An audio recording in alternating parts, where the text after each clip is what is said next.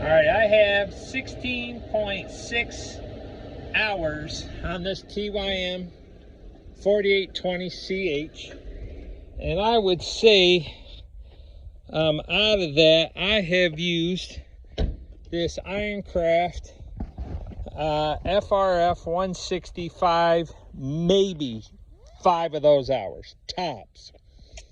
Most of the time it's either sat unhooked back at the place I'm renting while I finish redoing my house that burnt, or you know, it's just been back here as a counterweight. Again, I'm not trashing the company at this point, because you know what, even the best of them, there's a lemon, and I think I've got a lemon on this one. You know, for the simple thing of the little thing here that has the serial number, well, the rivets popped, bam, that's gone. The stand, lesson learned, there's 2 stands here. Well, guess what? That just lost today. Don't know what happened. I don't know if I'll ever find it. Okay, that's a lesson learned on me. When I had it, not even, you know, 5 hours, and I did a video on this, these bolts right here had come loose and was spewing out hydraulic fluid. Tighten that up, tighten those up. Those were loose as well. And then I'm gonna pause this. Well, hold it. Before I do that, this is the big thing right here. You can see right here along the welds, here on the back, the welds are starting to break. Starting to break there. Starting to break there. You know, you see, big old crack right there. Don't think that should be happening with, you know, this far in. You know, and I'm going to pause this. You know, just, you know, doing hay fields. Well, they're pastures and a orchard, you know, weeds growed up. Yeah, there was some small little trees, but this is supposed to be handle, I believe, up to 2-inch diameter. So, and, you know, I've lost 1, 2, 3, 4, 5, 6, 7, 8, 9, 10, I don't know if I counted that one, 10 or 11 hammers already. And, you know, I found, you know, a couple of the bolts hanging on. You can see, you know, these bolts they just sheared, you know, right off. And you can see that, you know, these things starting to loosen up a little bit here. I don't like this setup at all. You know, I think that the bolts maybe should have been just a hair bit longer. There should have been locking washers on there. I think there should have been tougher bolts.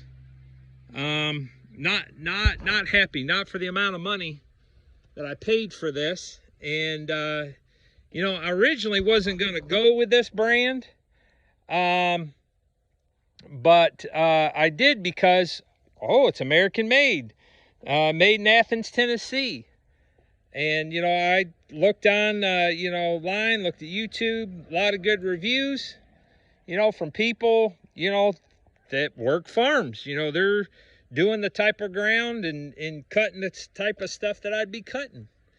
And so anyway, I called my dealer, Q's Power Equipment, over in Newark, New York. This is Saturday.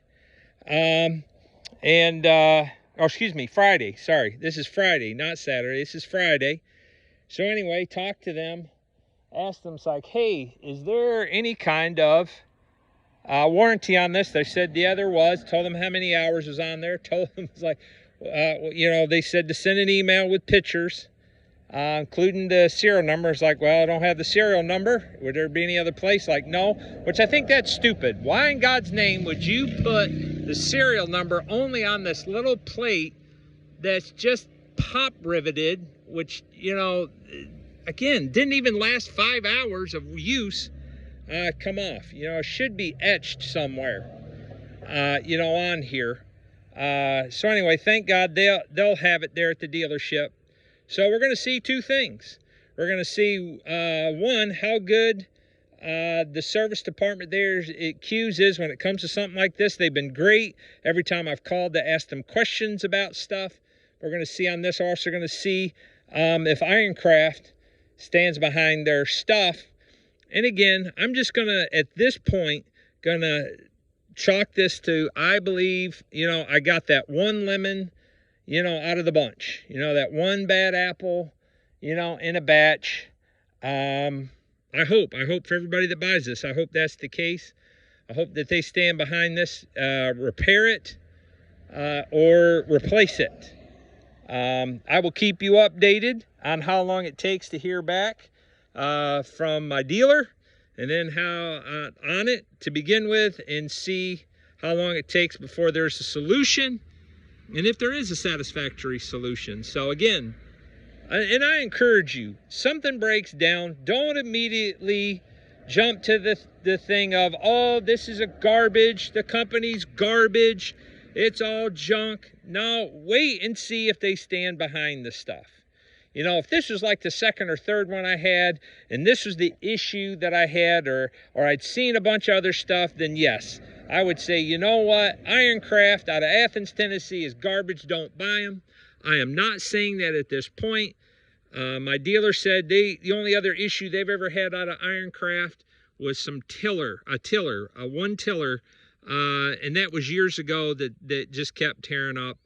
So again, just like with automobiles, just like with anything, you know, guess what? Every now and then there's going to be that lemon. There's going to be that bad apple. And unfortunately, sometimes you're going to get it. I'm going to get it. I hate it. You hate it. But that's the way it is. So anyway, I'll keep you updated on this, and, you know, see if this is something I'm going to continue to recommend. You know, before this, you know, I was pretty happy with it. But today, it's just been a day.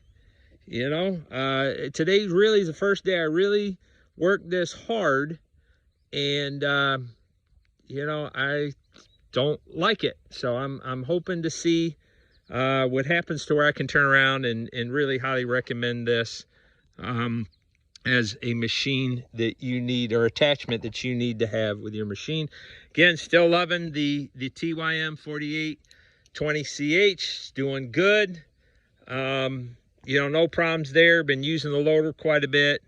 Again, today we were doing some work out here in the fields, trying to clean them up before this. And right now I'm going to take this back to the place I'm renting, which is just a mile from here, and unhitch this until it gets repaired or replaced.